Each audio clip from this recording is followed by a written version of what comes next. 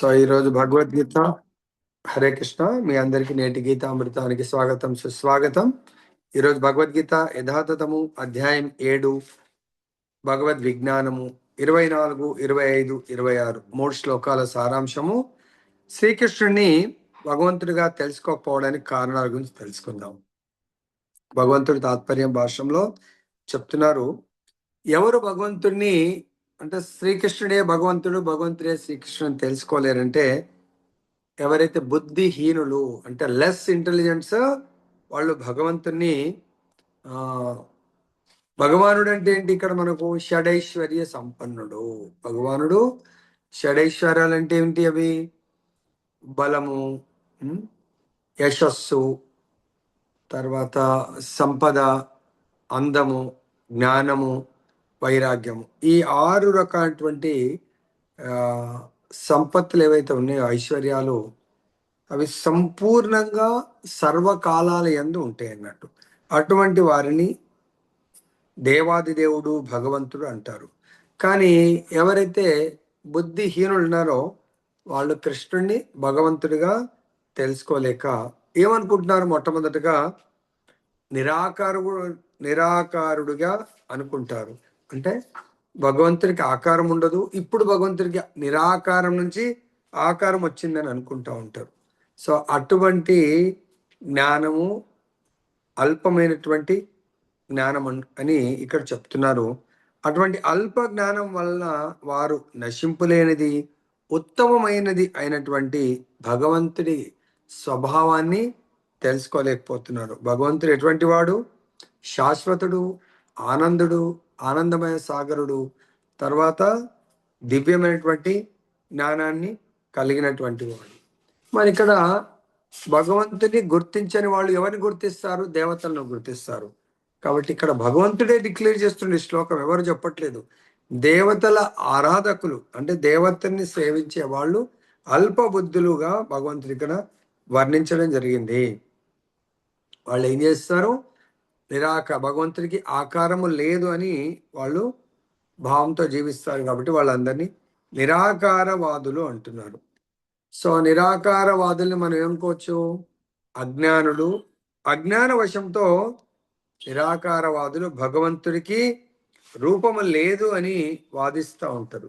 కానీ ఇక్కడ రామానుజాచార్యుల వారి పరంపరలో ఉన్నటువంటి మహాభక్తుడైనటువంటి యమునాచార్యులు భగవంతుడి సందర్భంలో వర్ణిస్తున్నారు. ఏంటంటే, ప్రభు, వ్యాసదేవుడు, నారదముని వంటి భక్తులు నిన్ను భగవంతునిగా ఎరిగి ఉన్నారు. వ్యాసదేవుడు, తర్వాత నారదముని. ఎందుకు? వాళ్ళు పరంపరలో ఉన్నటువంటి భక్తులు.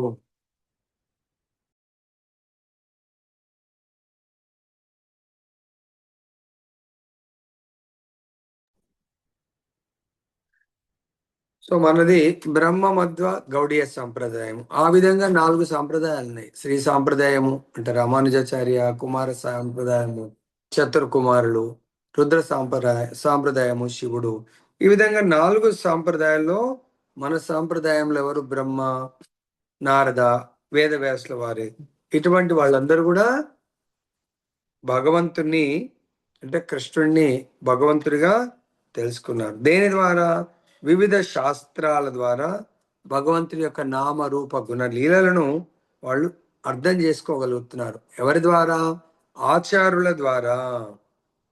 భగవంతుని వీళ్ళు ఎవరు అర్థం చేసుకోగలుగుతారు?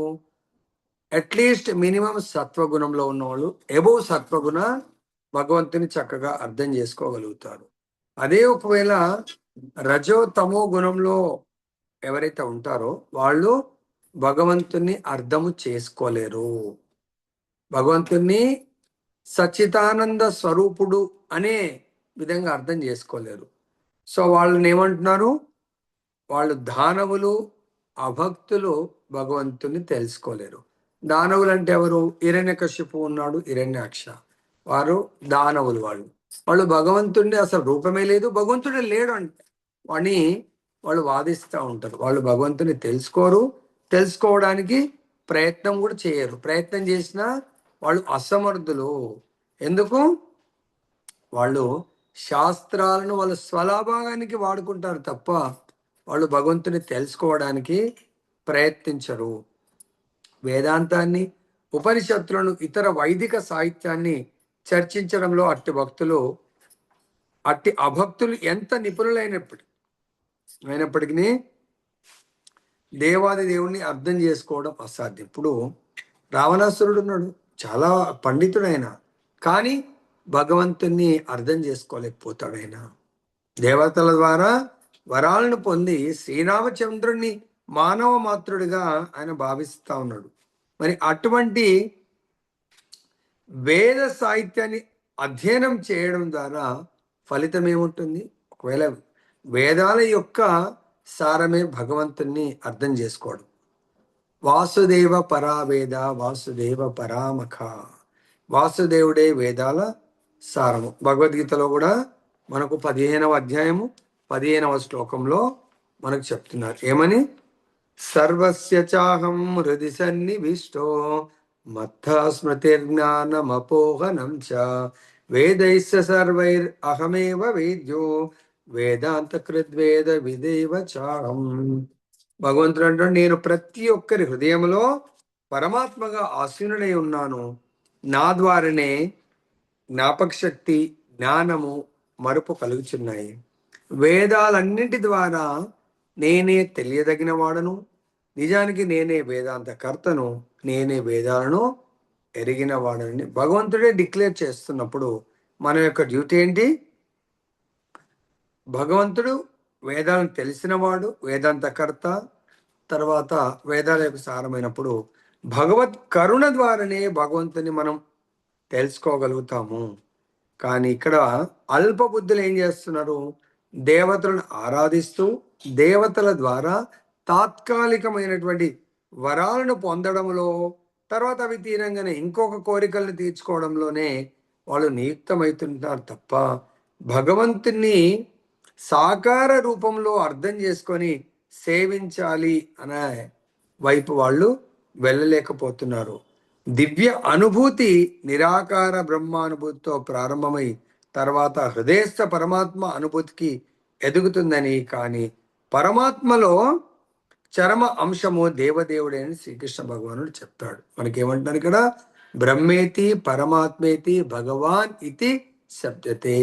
సో బ్రహ్మన్, పరమాత్మ, భగవాన్, భగవంతుడు 3 దశల్లో వ్యక్త పరుపబడ్డారు. ఏంటది? మొదటి దశ బ్రహ్మజ్యోతి, బ్రహ్మన్. 2 పరమాత్మ. 3 సచిదానంద స్వరూపుడైనటువంటి శ్రీకృష్ణ భగవానుడు. కానీ ఇది అర్థం చేసుకోవాలంటే ఈ నిరాకారవాదులు భగవంతుడి యొక్క భక్తియుక్త సేవ ద్వారా మాత్రమే అర్థం చేసుకోగలుగుతారు. కానీ వాళ్ళు ఏమంటారు? అర్థం చేసుకోవడానికి ప్రయత్నం చెయ్యకుండా భగవంతుడి ప్రతి అవతారాన్ని, రామావతారం అనుకోని, ఆ రాముడిని దశరథ నందనుడు, తర్వాత కౌసల్య అంటే దశరథుడు, కౌసల్య మానవ మాత్రుడు, రామచంద్రుడు కూడా మానవ మాత్రుడు, కాకపోతే కొంచెం బలవంతుడు అని సంబోధిస్తూ ఉంటారు. అదేవిధంగా దేవకి వసుదేవుల కుమారుడైనటువంటి కృష్ణుడు కూడా మానవ మాత్రుడే, కాకపోతే ఆయన కొన్ని లీలలను చేసేటువంటి శక్తి ఉన్నది అని అనుకుంటారే తప్ప వాడు స్వయం భగవంతుడు అనుకోరు. ఈ విషయాన్ని కూడా భగవంతుడు భగవద్గీతలో 9వ అధ్యాయము 11వ శ్లోకంలో చెప్పారు ఏమని? అవజానంతి మామూఢ మానుషీం తను మాశ్రితం. కేవలం మూఢులే నన్ను, అంటే మూర్ఖజనులే సాధారణ వ్యక్తిగా నన్ను భావిస్తారు, మిగతా వాళ్ళు భావించారు. ఎందుకు?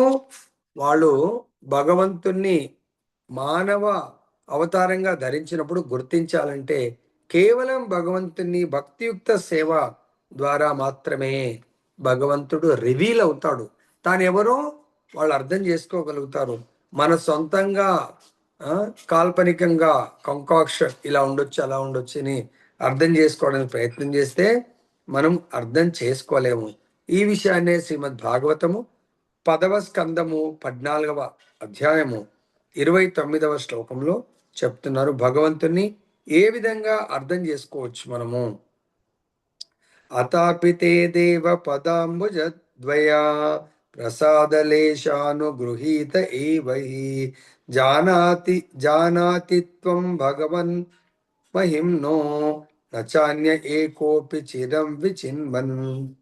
హే ప్రభు, మనిషి నీ పాద పద్మాల కృపాలేశనముచే అనుగ్రహింపబడితే నీ మహిమను అర్థం చేసుకోగలుగుతాడు తప్ప అదర్వైజ్ అర్థం చేసుకోలేడు. భగవంతుడి యొక్క కృప వల్లనే, భగవత్ కృప ఎలా దొరుకుతుంది? భగవంతుడి యొక్క పాద పద్మ ఆశ్రయం వల్ల దొరుకుతుంది తప్ప ఇంకా దేని వల్ల సాధ్యం కాదు. దేవదేవుడైన శ్రీకృష్ణుని, భగవంతుడి యొక్క నామ రూప గుణ లీలలను కేవలం మానసిక కల్పన ద్వారా, వేద సాహిత్య చర్చ ద్వారా మానవుడు అర్థం చేసుకోలేడు. కేవలం భగవంతుడి యొక్క సంపూర్ణ శరణాగతి, భక్తియుక్త సేవ. భక్తియుక్త సేవ ఎప్పుడు ఎలా ఆరంభమవుతుంది? మొట్టమొదటిగా నవదా భక్తుల్లో శ్రవణం, కీర్తనం. శ్రవణం మొదటిది, కీర్తనం రెండవది. శ్రవణం అంటే ఉత్తమ భక్తుల ద్వారా, ఆచార్యుల ద్వారా మనం భగవంతుడి యొక్క నామ రూప గుణ లీలలను శ్రవణం చేయాలా. ఏమైతే శ్రవణం చేశామో వాటిని కీర్తన చెయ్యాలా. సో కలియుగంలో ద బెస్ట్ శ్రవణం ఏంటి? హరే కృష్ణ హరే కృష్ణ, కృష్ణ కృష్ణ హరే హరే, హరే రామ హరే రామ, రామ రామ హరే హరే. భగవంతుడి యొక్క నామస్మరణ అంటే భగవంతుడి యొక్క నామ జపం చేయడం వల్ల, హరినామ సంకీర్తన చేయడం వల్ల మన లోపల చేతో దర్పణ మార్జనం, భవ మహాదావాగ్ని నిర్వాపణం. మన చిత్తం అనే దర్పణం మీద అనంత జన్మల నుంచి ప్రోగుపడ్డటువంటి ధూళిని తొలగించాలంటే కేవలము హరినామం అనే దాన్ని ఏమంటారు, చాలా హై పవర్ క్లీనర్ క్లీన్ చేసేస్తుంది. ఎప్పుడైతే అక్కడ క్లీన్ అయిపోయిందో అప్పుడు భగవంతుడి యొక్క భక్తి చెయ్యాలి అనే కోరిక మన లోపల జాగృతం అవుతుంది. ఎప్పుడైతే భగవంతుడి యొక్క సేవ చేయాలనే కోరిక జాగృతమై సేవలో నియుక్తం అవుతామో అప్పుడు మనం భగవంతుని అర్థం చేసుకునే అవకాశం ఉంటుంది. అప్పటి వరకు అంటే ఇప్పుడు మనము భగవంతుని, కృష్ణుని భగవంతుడు అని విశ్వసించటం లేదు అంటే మనని అభక్తుల కింద కౌంట్ చేస్తూ ఉంటారు. అభక్తులైన నిరాకారవాదులు శ్రీకృష్ణుడు ఈ ప్రకృతిలో తయారైన దేహాన్ని కలిగి ఉండేవాడని, అతని కర్మలు రూపం అన్ని కూడా మాయ అని వాళ్ళు అంటూ ఉంటారు. ఎవరు? అభక్తులు. కానీ భక్తులు భగవంతుడి యొక్క రూపాన్ని, భగవంతుడి యొక్క ప్రతి దాన్ని కూడా దివ్యమైందిగా, ట్రాన్సిడెంటల్ గా భావిస్తారు. ఇంకేమంటారు ఇక్కడ? కామై తథై శృత జ్ఞాన ప్రపద్యంతే అన్య దేవత. కామవాంఛలతో అందులైన వారు వివిధ దేవతలకు శరణు జొచ్చుతారు. కామ్య కర్మ పొద్దునొచ్చింది. కామ వాంఛలతో, కామ్య కర్మ అంటే కామం అంటే ఈ దేహ కోరికలను తీవ్ర స్థాయికి వెళ్తాయి. అవి నాకు ఇది కావాలా కావాలని అటువంటి కామ వాంఛలతో అందులైన వారు వివిధ దేవతలకు శరణాగతి పొందుతారు. కామాన్ని ఏ విధంగా జయించగలుగుతారు? భగవంతుడి ప్రేమతో, భగవంతుడి భక్తితో, భగవంతుడి సేవతో మాత్రమే మనము ఈ సంసార సాగరంలో మనం పడి పైకి కిందికి తేలుతా ఉన్నాం. దీని నుంచి రక్షింపబడాలంటే కేవలము భగవంతుడి యొక్క భక్తితో మాత్రమే రక్షింపబడతాము. ఒకవేళ అది కానట్టు అయితే మనం ఈ దేవతల శరణాగతి పొంది దేవతల ద్వారా మనము ఈ దేహ భోగాన్ని, దేహ ఆనందాన్ని తీర్చుకోవడానికి ప్రయత్నం చేస్తే మనని మనమే, కొందరు ఏం చేస్తారండి, స్విమ్మింగ్ రాదు కానీ ఏదో బాధ అనిపిస్తుంది, ఆ సిచ్యువేషన్లో ఏమీ డిసిషన్ తీసుకొని తెలియదు, పోయి నదిలో దూకేస్తారు, పెద్ద చెరువులో దూకేస్తారు. దూకే వరకే, దూకిన తర్వాత ఇంకా వాళ్ళు అప్పుడు బతకాలనుకుంటారంట, కానీ ఎవరు ఉండరు అక్కడ. పెద్ద లోతు ఉంటుంది, స్విమ్మింగ్ రాదు. దూకేటప్పుడు ధైర్యం చేసుకొని దూకుతారు, ఇంకంతే. సూసైడ్ చేసుకోవాలనుకునే వాళ్ళు ధైర్యం చేసుకుంటారు, వాళ్ళు వేలాడతారు, అప్పుడు ఇంకా అది గొంతుకి ఇదైపోయి రక్షించుకోలేరు. ఏదన్నా తాగేస్తారు, ఎవ్వరు ఉండరు అక్కడ. ఆ మంటకు రక్షించుకోవాలనుకుంటారు, రక్షించుకోలేరు. అప్పుడు ఎందుకు? అప్పుడప్పుడు అంటగా చేతులు కాలిన తర్వాత ఆకులు పట్టుకుంటే అంటే గుడ్డ పట్టుకుంటే లాభం లేదన్నట్టుగా ఇక్కడ మనం కూడా ఈ మానవ జన్మ ఇచ్చింది ఏంటంటే ఈ దేహము, మానవ జన్మ అంటే దేహము సంసార సాగరాన్ని దాన్ని ఏమంటారు, ఇది దీన్ని తరించడానికి కొరకు, దీని నుండి ఈ సంసార సాగరాన్ని దాటడానికి కొరకు మానవ దేహమే ద బెస్ట్ ప్రాసెస్. మానవ దేహం ఒకవేళ మనము మిస్ అయ్యామంటే ఇంకా చాలా చాలా కష్టం. వేరే ఏ జన్మలో కూడా మనం ఈ సంసార సాగరాన్ని దాటలేము.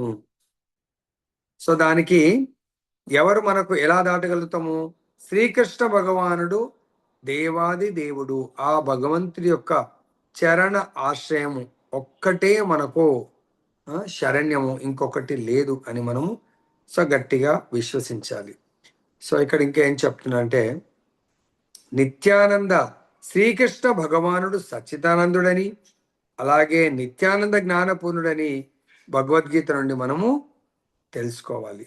పరతత్వము ఆనందమయోభ్యాసాత్ అంటే స్వభావరీత్యా భగవంతుడు అని చెప్తున్నాడు. స్వభావరీత్యా ఆనందమయోభ్యాసాత్ అంటే భగవంతుడు ఆనందమయుడు. అంతేకాకుండా భగవంతుడు మంగళ గుణాలకు నిధి అని కూడా వేదాలు మనకు ధృవపరుస్తున్నాయి. భగవంతుడు అజుడు, పుట్టుక లేనటువంటి వాడు. మానవుడు పుట్టుక కలిగినటువంటి వాడు. ఎప్పటి వరకు? ఈ భౌతిక ప్రపంచంలో నేను మళ్ళీ మళ్ళీ జన్మెత్తాలి అనుకున్నంత కాలం పుట్టుక కలిగినటువంటి వాడు. మానవుడు ఒకవేళ భగవద్ ఆదేశానుసారము భగవద్ లోకానికి వెళ్ళడానికి అర్హత సంపాదిస్తే అతడు కూడా పుట్టుక లేనివాడుగా మారిపోతాడు. పరతత్వమైనటువంటి శ్రీకృష్ణ భగవానుడు రూపము, వ్యక్తిత్వము రెండింటినీ కలిగి ఉన్నాడని ఇక్కడ స్పష్టపరచబడుతుంది. భగవంతుడికి నిరాకారుడు కాదు. నిరాకారానికి నా రూపం ఉండదు, వ్యక్తిత్వం ఉండదు. భగవంతుడు సాకారుడు కాబట్టి రూపం ఉంది. ఎటువంటి రూపము? సచ్చిదానంద స్వరూపం. ఒకసారి రూపం ఉన్నదంటే దానికి వ్యక్తిత్వం కూడా ఉంటుంది. తర్వాత భగవంతుడు ఇంకా ఎవరికి వ్యక్తము తనను తాను కాలేడు అంటే మూఢులకు, బుద్ధిహీనులకు భగవంతుడే డిక్లేర్ చేస్తున్నాడు, నేను వ్యక్తము కాను. మామూలు కనబడతా ఉంటా. దేని ద్వారా? నా ఆంతరంగిక శక్తి ద్వారా నేను కవర్ చేయబడతాను. నన్ను వాళ్ళు గుర్తించలేరు. కాబట్టి నేను పుట్టుక లేని వాడనని, నశింపు లేని వాడనని, నాశనం లేని వాడనని వాళ్ళు తెలుసుకోలేరు. దీన్ని బట్టి చాలా మంది భగవంతుడు లీల చాలించినప్పుడు ఆయన అక్కడ గుజరాత్లో శరీరం వదిలేశాడంటారు. భగవంతుడి శరీరానికి భగవంతుడికి తేడా లేదు. నశింపు లేనివాడునని వాళ్ళు తెలుసుకోవాలి. పుట్టుక లేనివాడు. శరీరము ఎవరు వదిలేస్తారు? పుట్టుక ఉన్నవాడు మరణం కూడా చెందుతాడు. కాబట్టి భగవంతుడికి నా జన్మ లేదు, మరణం లేదు. భగవంతుడు అవతరిస్తాడు. మీకు డౌట్ రావచ్చు, రామచంద్రుడు కౌసల్య మాతకు, తర్వాత కృష్ణుడు దేవకి గర్భాన, ఆ విధంగా వామనుడు అదితి. సో ఈ విధంగా మనం భగవంతుడు చైతన్య మహాప్రభు సచీమాత అని, భగవంతుడు మనలాంటి జన్మ కాదు. భగవంతుడు తన ఇచ్ఛానుసారము ఇతరుల ఎవరైతే కోరుకుంటారో వాళ్ళ గర్భంలో జన్మిస్తాడు. సో ఇక్కడ మనకు ఎవరు దాన్ని నమ్మలేరు? ఎవరైతే బుద్ధిహీనులు, మూర్ఖులు నమ్మలేరు. శ్రీకృష్ణుడు ఈ భూమిపై ఉన్నప్పుడు అందరికి కనిపించాడు కనుక ప్రతి ఒక్కరికి అతడు వ్యక్తము కాడని ఎలా చెప్పగలమని ఎవరైనా వాదించవచ్చు. అందరికి కనబడుతున్నాడు కదా. కానీ ఇక్కడ కేవలం కొంతమంది మాత్రమే భగవంతుని దేవాది దేవునిగా అర్థం చేసుకోగలుగుతారు. దానికి ఎగ్జాంపుల్, కురు సభలో శ్రీకృష్ణ భగవానుడు సభాధ్యక్షుడిగా ఎన్నుకున్నప్పుడు, ఎప్పుడు ధర్మరాజు రాజస్వ యజ్ఞం చేస్తా అన్నప్పుడు ఆ సభకు అధ్యక్షుడిగా అంటే చీఫ్ ఎవరు అంటే అందరూ కృష్ణుడిని అధ్యక్షుడిగా ఎన్నుకుంటే శిశుపాలుడు మాత్రం ఆయనకు వ్యతిరేకంగా మాట్లాడతాడు. కానప్పుడు భీష్ముడు కృష్ణుడే అధ్యక్షుడిని సమర్థించి మిగతా వాళ్ళందరినీ ప్రకటిస్తాడు. అతనే దేవదేవుడిగా ప్రకటిస్తాడు. అదేవిధంగా పాండవులు మరికొందరు మాత్రమే అతడు భగవంతుని ఎరిగి ఉన్నారు, కానీ అందరూ కాదు. అతడు అభక్తులకు, సామాన్య వ్యక్తికి తనను వెల్లడి చేసుకోలేదు. భగవంతుడు ఎవరికి వెల్లడి చేసుకుంటాడు? తన యొక్క శుద్ధ భక్తులకు మాత్రమే ఆయన యొక్క తన నిజ రూపం వాళ్ళు చూడగలుగుతుంటారు. ఎందుకు? వాళ్ళు కూడా భగవద్ధామం నుంచి వచ్చిన వాళ్ళే, భగవంతుడి యొక్క పార్షదులు వాళ్ళు. కాబట్టి అక్కడి నుంచి సపోజ్ మనము ఒక 100 మంది 500 మంది 500 ఆవులు ఉన్నాయనుకోండి. సో ఆ ఆవులలో ఒక దూడను వదిలేస్తే తన తల్లిని వెళ్ళి గుర్తిస్తుంది. అర్థమైందా? అదే వైస్ వర్స ఒక 500 దూడలు ఉన్నాయనుకోండి, తల్లి వచ్చి తన దూడను గుర్తించి ఆ దూడకే పాలిస్తుంది. సో ఇక్కడ భగవంతుడు కేవలం తన గోలోకం నుంచి వచ్చినటువంటి తన శుద్ధ భక్తులకు మాత్రమే భగవంతుడిగా వ్యక్తం అవుతాడు. మిగతా వాళ్లకు వ్యక్తము కాడు. ఎందుకు? వాళ్ళు భగవంతుని పైన విశ్వాసం ఉండదు, భగవంతుడి భక్తులు కాదు. కాబట్టి అటువంటి వాళ్ళ బుద్ధి నశిస్తుంది, క్షీణిస్తుంది. బుద్ధిహీనులైన అభక్తులు అతడు తన ఆంతరంగిక శక్తిచే కప్పబడి ఉంటాడు. వాళ్ళ యొక్క బుద్ధి నశించింది కాబట్టి వాళ్ళని తన అంతరంగిక శక్తి మాయ వల్ల కప్పివేయడం జరుగుతుంది. తర్వాత భగవానుడు యోగమాయ తెరచే కప్పబడి ఉంటాడని, అందుకే సామాన్య జనుడు అతను తెలుసుకోలేరని శ్రీమద్ భాగవతము 1.8.19లో కుంతీదేవి ప్రార్థనల్లో చెప్పడం జరిగింది. అంతేకాకుండా ఈ యోగమాయ తెర పొర గురించి ఈశోపనిషత్ మంత్రము 15లో కూడా చెప్పడం జరిగింది. ఏంటది?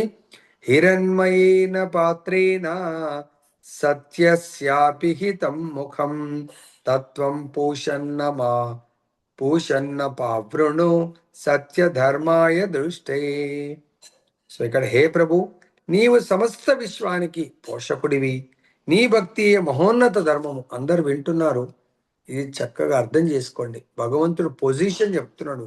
సమస్త విశ్వానికి పోషకుడు భగవంతుడు, ఇంకెవ్వరు భగవంతుడు తప్ప ఇంకెవరు లేరు. నీ భక్తియే మహోన్నత ధర్మము. మిగతా దేవతల భక్తి ఉంది, ఇంకెంతో మందిది ఉంది, కానీ వాళ్ళందరితో కంపేర్ చేస్తే భగవంతుడి భక్తి మహోన్నతమైనటువంటి ధర్మం. అందుకే నన్ను కూడా పోషించమని నేను ప్రార్థిస్తున్నాను. నీ దివ్య రూపము యోగమాయచే కప్పబడింది. బ్రహ్మజ్యోతి ఆంతరిక శక్తి తెర. చూడండి, మనకు కూడా ఫోటో చూస్తాం అప్పుడప్పుడు. మన వెనుక పెద్ద లైట్ పెట్టిర్రు అనుకోని, ఆ లైట్ వెనుక చీకటి ఉంటుంది, అక్కడ ఏం కనబడదు. కాబట్టి భగవంతుడు బ్రహ్మజ్యోతి అవతల ఉంటాడు, కానీ ఆ లైట్ ఒక్కొక్కసారి ఎక్కువ లైట్ ఉందనుకోని మన కళ్ళకు జిగేలు మనకు కనబడదు అన్నట్టు. ఏం జరుగుతుంది? అది ఎప్పుడు జరుగుతుంది? హైవేలో మనం కారులో వెళ్తున్నాం, ఎదుటి నుంచి ఒక పెద్ద ట్రక్ వస్తుంది అనుకోని, ఆ లైట్ ఒకేసారి ఫోకస్ చేస్తే మన కళ్ళు ఏం కనబడకుండా అంత స్పీడ్లో ఢమాల్ అని చెప్పేసి యాక్సిడెంట్ అవుతుంది. ఎందుకంటే ఒకేసారి ఫోకస్తో కళ్ళు చూడలేవన్నట్టు. అదేవిధంగా ఈ బ్రహ్మజ్యోతి యొక్క లైటు కోటి సూర్యుల్లాగా కాంతి అక్కడి నుంచి వస్తుంది. ఆ కాంతిని ఒకేసారి చూస్తాం, అది చూడలేము. ఆ విధంగా అటువంటి తేజస్సు భగవంతుడి యొక్క రూపాన్ని కప్పివేస్తుందంట. నాకు అవరోధాన్ని కలిగించే ఈ దేదీప్యమానమైన తేజాన్ని దయసి తొలగించవలసింది. జ్ఞానానందమయ దివ్య రూపంలో ఉన్న భగవంతుడు బ్రహ్మజ్యోతి అనే ఆంతరిక శక్తిచే కప్పబడతాడు భగవంతుడు. అందుకొచ్చే అర్జునుడు కూడా విరాట్ రూపాన్ని చూసినప్పుడు నేను మీ యొక్క కాంతిని చూడలేకపోతున్నాను, విడ్రా చేయండి అంటాడు. మనం ఎప్పుడైనా మిట్ట మధ్యాహ్నం ఎండాకాలము మధ్యాహ్నపు ఎండలోనే మనం ఏమి చూడదు, చాలా తీక్షణంగా ఉందంటే. సో ఈ విధంగా మరి మన కళ్ళకు ఒక లిమిటేషన్ ఉంటుంది, దానికంటే ఎక్కువైనప్పుడు చూడలేరు. సో ఇక్కడ మనకు శ్రీమద్ భాగవతం 10.14.7లో చెప్పినట్టుగా బ్రహ్మదేవుని ఒక శ్లోకంలో ఇలా ఉంది: ఓ భగవంత, ఓ పరమాత్మ, ఓ యోగేశ్వర, ఈ జగత్తులో నీ శక్తిని లీలలను ఎవ్వడు గణించగలడు? నీవు సర్వదా నీ ఆంతరంగ శక్తిని విస్తరిస్తావు, అందుకే ఎవరూ నిన్ను తెలుసుకోలేరు. శాస్త్రజ్ఞులు, పండితులు భౌతిక జగత్తు లేదా లోకాల అణుమయమైన నిర్మాణాన్ని పరీక్షించగలిగినా నీవు వారి ముందే ఉన్నప్పటికీ నీ శక్తిని, సామర్థ్యాన్ని గణించలేరు. శ్రీకృష్ణ భగవానుడు కేవలం పుట్టిక లేనివాడే కాకుండా అవ్యయుడు, అంటే నశింపు లేనివాడు కూడా అయి ఉన్నాడు. అతని నిత్య రూపము జ్ఞానానంద పూర్ణము, అతని శక్తులన్నీ నశింపు లేనివటివి. సో ఇక్కడ చూడండి, మూర్ఖుడు, అల్పబుద్ధులు వీళ్ళు భగవంతుడి యొక్క గొప్పతనాన్ని, భగవత్ తత్వాన్ని గ్రహించలేందుకు భగవంతుడి యొక్క ఆంతరిక శక్తిదే కవర్ చేయబడుతుంది. దీని గురించి ఒకసారి కలియుగంలో కూడా ఔరంగజేబు బలరాముడి యొక్క గొప్పదనాన్ని, అక్కడ గొప్ప లీలల్ని అవి తెలుసుకొని అసలు దాన్ని ఏంటి చూద్దామని చెప్పేసి ఆయన ఆ ఢిల్లీ నుంచి బయలుదేరి వస్తున్నాడంట. ఎప్పుడైతే మథుర నుంచి ఇంకా బృందావన్ ఎంటర్ అవుదాం అనుకొని వేరే వాళ్ళకి అడుగుతారంట, ఆ నందిగాం గోకుల్ ఎంత దూరం ఉంది అని చెప్పేసి అడిగితే ఇంకా దగ్గరే ఉంది అని చెప్పేసి అంటారంట. ఆయన ఎందుకు అక్కడ ఉన్నటువంటి టెంపుల్ ని ధ్వంసం చేయడానికి వస్తున్నాడు. ఎవరిది? దావుజీది, బలరాముడిది. అప్పుడు సరే పొద్దున అడిగారు, వెళ్ళిపోతారు. ఎంతసేపు టైం పడుతుంది అంటే ఒక 1 అవర్ వెళ్ళిపోవచ్చు. అంటే నడుస్తా ఉన్నారు, సాయంత్రం అయిందంట. ఏమైంది ఇంకా రాలేదని చూస్తున్నాడు ఆయన. మళ్ళీ అడిగారంటే ఎక్కడుందంటే ఇక్కడే ఉంది అంటున్నారంట. మళ్ళీ నడుస్తా ఉన్నారు, రాత్రి అయిపోయింది. అరే ఇదేంటి సాయంత్రం అయింది, పడుకున్నారు. పొద్దున్న లేచారు. పొద్దున్న లేచి వేరే వాళ్ళు కలిగితే అరే ఏమైంది ఎక్కడ ఉన్నది ఇంకా రావట్లేదు అని చెప్పేసి అడుగుతా ఉంటాడట. మళ్ళీ అలా 3 రోజులు అయిపోయిందంట. 3 రోజులు అయిపోతే అప్పుడు ఆయన "అరే, ఇది లాభం లేదు, వీళ్ళందరూ అబద్ధాలు చెప్తున్నట్టున్నారని ఒక బ్రాహ్మణుని బంధించి నేను ఇప్పుడు కరెక్ట్ చెప్పకపోతే నీకు మృత్యుదండన విధిస్తాను అంటున్నట్ట. ఆ 3 రోజులు ఎందుకు పట్టిందండి? బలరాముడు ఆ బృందావనాన్ని ఎక్స్పాండ్ చేస్తా ఉన్నాడు. అర్థమే అవ్వట్లేదు. ఎంత నడిచినా కూడా ఎక్స్పాండ్ అవుతుంది. ఎంత నడిచినా మనం కదా వాకింగ్, రన్నింగ్, ట్రెడ్మిల్ మీద నడిచినట్టుగా నడుస్తా ఉంది. ఆయన ముందుకు వెళ్ళలేకపోతున్నాడు. వెళ్తా ఉన్నాడని ఎక్స్పాండ్ అవుతా ఉంది. లాస్ట్కు ఆయన బ్రాహ్మణుని పట్టుకుంటే బలరాముడు ఏం చేయలేక సరే అని ఇంకా ఎక్స్పాన్షన్ వదిలేసి ఆయన ఎంటర్ అయ్యాడో లేదో భగవంతుడి యొక్క మహిమ భయంకరమైనటువంటి అన్ని తేనెటీగలన్నీ వచ్చి ఆయనకు ఒళ్ళంతా కొట్టేశాడు. మొత్తం అటాక్ అన్నట్టు వెయ్యలా తేనెటీగలు. అప్పుడు ఆయన భయపడిపోయి ఆ బ్రాహ్మణుని అడుగుతూ ఏంటి ఈ మాయ అంటే, చాలా అపరాధం చేశావును, బలరాముడికి మొక్కుకో, ఇప్పుడన్నా నువ్వు బతికి వెళ్తావు, లేకపోతే నువ్వు బ్రతకలేవంటే అప్పుడు బలరాముడు కోరుకుంటాడంట. ప్రభు నీకు నేను ఒక కంఠహారాన్ని, గొప్ప కంఠహారాన్ని చేయిస్తాను, నన్ను దయచేసి వదిలిపెట్టండి. అప్పుడు వదిలిపెడితే ఆయన వెళ్ళిపోయి ఆ బలరాముడికి ఒక మంచి హారాన్ని పంపిస్తా అంటే గిఫ్ట్. అది ఇప్పటికి కూడా పెడతా ఉంటుంటే భగవంతుడి లీల ఎవరికంటే వాళ్ళకు భగవంతుడు. మనం అనుకుంటాం విగ్రహమే కదా దర్శనం అనుకుంటాం. ఆ స్త్రీ విగ్రహానికి భగవంతుడికి తేడా లేదు అని ఆచార్యులు చెప్తున్నాను. తర్వాత మరి భగవంతుడి యొక్క ఆ రూపము కాకుండా భగవంతుడి లీలలను కూడా ఎవరు అర్థం చేసుకోలేరు. భగవంతుడి స్థితి ఏంటంటే త్రికాల జ్ఞాని. జరిగిపోయింది భగవంతుడికి తెలుసు, జరగబోయేది తెలుసు, జరుగుతున్నది కూడా సంపూర్ణంగా భగవంతుడికి తెలుసు. అదే మానవ మాతృలకు గాని ఇంకా మిగతా ఎవరు కూడా తెలుసుకోలేరు. నిరాకారవాదులు భావించినట్లుగా శ్రీకృష్ణుడు అంటే భగవద్ రూపము మాయ, భౌతికమే అయితే జీవునిలాగా అతడు కూడా తన దేహాన్ని మార్చి గత జన్మకు సంబంధించిన సమస్తాన్ని మర్చిపోయేవాడు. ఒకవేళ భగవంతుడికి మనకు తేడా లేదనుకుంటే మనలాంటి శరీరమే భగవంతుడి అయి ఉంటే భగవంతుడికి మొత్తం కొన్ని లక్షల సంవత్సరాల కింద ఏం జరిగిందో తెలియదు. ఎందుకు మొట్టమొదటిగా భగవంతుడు భగవద్గీతనే కొన్ని కోటాను కోట్ల సంవత్సరాల కింద సూర్యదేవుడికి బోధించాడు. అదే విషయాన్ని అర్జునుడికి చెప్పడం జరిగింది. నేను నీకంటే ముందు సూర్య భగవానుడికి భగవద్గీతను బోధించాను అని చెప్తున్నాను. అప్పుడు అర్జునుడు ఎలా బోధించావంటే నాకు నేను ఎన్ని ఆ అవతారాల రూపాలు తీసుకుంటున్నావు అవన్నీ నాకు జ్ఞప్తికి ఉన్నాయి, నీకు మాత్రము లేదు. ఎందుకంటే నువ్వు శరీరాన్ని మారుస్తావు, నేను శరీరాన్ని మార్చను అని భగవంతుడు చెప్పడం జరిగింది.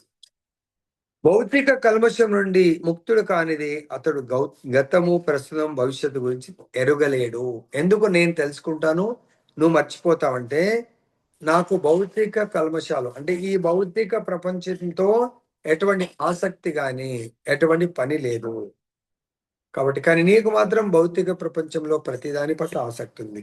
ఎప్పటి వరకైతే ఒక జీవుడికి భౌతిక ప్రపంచంతో ఆసక్తి ఉంటుందో అతడు గతము, ప్రస్తుతము, భవిష్యత్తును కూడా తెలుసుకోలేకపోతాడు. మన దాంట్లో కూడా కొంతమంది ఆచార్యులు చెప్తారు. ఎందుకు కంప్లీట్ గా వైరాగ్యం, భౌతికంతో ఆయన డిటాచ్ అయ్యి భగవంతుడితో అటాచ్ అయిన వాళ్ళకు తెలుస్తుంది. సాధారణంగా మానవునిలాగా కాకుండా గతంలో ఏం జరిగిందో, ప్రస్తుతం ఏం జరుగుతున్నదో భవిష్యత్తులో ఏం జరగబోతున్నదో దానికి తనకు పూర్తిగా తెలిసిన శ్రీకృష్ణ భగవానుడు స్పష్టంగా చెప్పడం జరిగింది. ఇందాక చెప్పినట్టుగా నాకు పాస్ట్ ప్రజెంట్ ఫ్యూచర్ అన్నీ తెలుసు.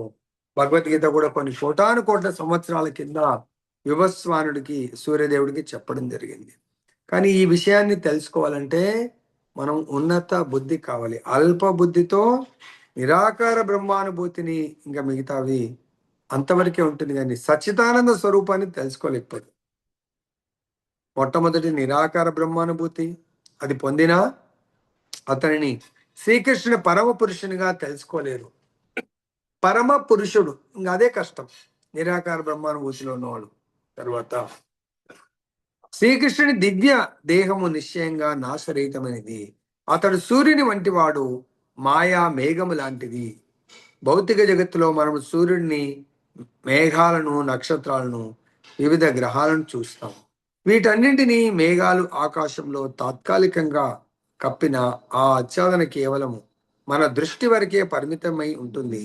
సూర్యుడు, చంద్రుడు, నక్షత్రాలు నిజానికి కప్పబడవు. అదేవిధంగా మాయ భగవంతుని కప్పలేదు. భగవంతుడు తన ఆంతరయ్య శక్తిచే అల్పబుద్ధి కలిగిన జనులకు వ్యక్తము కాడు. సో కాబట్టి ఇక్కడ భగవంతుడు, ఇప్పుడు మనం ఎగ్జాంపుల్స్, చంద్రుడు వచ్చాడండి, ఇంట్లో లైట్లు వేసుకొని కూర్చుంటే చంద్రుడు వచ్చాడా లేదా కూడా తెలియదు. సూర్యుడు వచ్చాడు, కంప్లీట్ అన్ని కిటికీలు బంద్, క్లోజ్. ఇంట్లో మనం ఫుల్గా లైట్లు వేసుకున్నాం, అక్కడ ఉదయం ఉందా లేకుంటే రాత్రి ఉందా కూడా తెలియదు. కాబట్టి దాన్ని ఆ విధంగా మనం అర్థం చేసుకోలేము. ఎప్పుడైతే మనం సూర్యుడు వచ్చాడా లేదా అని తెలుసుకోవాలంటే బయటకు వెళ్ళాలి. అదేవిధంగా మనకి ఇక్కడ భగవంతుడు ఈ మానవ జన్మలో పరిపూర్ణులు కావడానికి ప్రయత్నిస్తారు. అటువంటి వేలాది పరిపూర్ణ మానవుల్లో ఎవడో ఒక్కడే శ్రీకృష్ణ భగవానుని యథార్థంగా తెలుసుకుంటాడు. సో మనకు మనుష్యానాం సహస్రేషు, వేలాది మందుల్లో ఒక్కడు మాత్రమే భగవంతుడు ఎవరు అనేది తెలుసుకుంటాడు.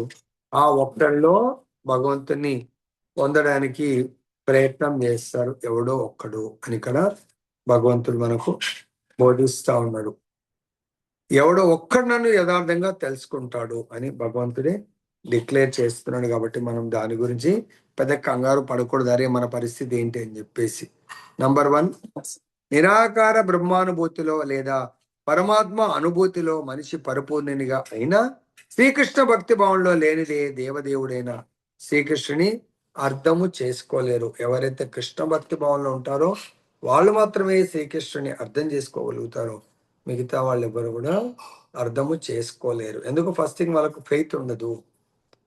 కాబట్టి మనందరం మరి భగవంతుడి పట్ల విశ్వాసంతో భగవంతుని తెలుసుకోవడానికి కొరకు, భగవంతుని సేవించడానికి కొరకు ఈ జ్ఞానాన్ని పొంది ఈ జ్ఞానం ప్రకారం భగవంతుని సేవించాలని కోరుతూ ముగిస్తున్నాను. జయ బలో బలంప్రా శ్రీమద్ భగవద్గీతకి జాయ్. శ్రీ శ్రీ రాధారమన్ లాల్ की जय. जगन्नाथ बलदेव सुभद्रा महारानी की जय. गौर निताय भगवान की जय. जगत गुरु श्रील प्रभुपाद की जय. श्री श्रीपाद गुरु महाराज की जय.